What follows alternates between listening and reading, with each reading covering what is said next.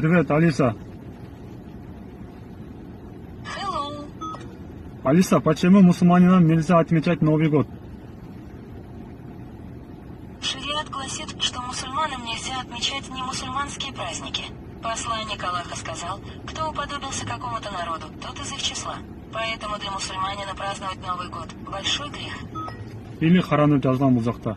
Мына урматтуу мусулмандар, биз айтсак жаман көрөсүңөр же ишенбейсиңер, компьютерде ушуну айтып жатат. Ошон үчүн урматтуу мекендештер, келиңиздер, жаңы жылдан сурабай, жараткандан сурайлы. Кытайдын чогун курабай, Кыргызстанды курайлы. Кетирген чыгым акчаны кембагалга сунайлы. Улуулар бизге көрсөткөн урматтап жолун улайлы. Ушуну эстен чыгарбай, унутпайлы Кудайды. Чөнтөктө жыйган акчаңыз жөн эле аны чачпаңыз. Ыраазы болбойт Кудайда ысырапка эшик ачсаңыз. Чындыктан артка качпаңыз, чычалап такыр шашпаңыз. Түптүз жол турса алдыда тескери жакка баспаңыз. Акчаңызды чачпаңыз. Башкалар менен бөлүшкөнү унутпаңыз.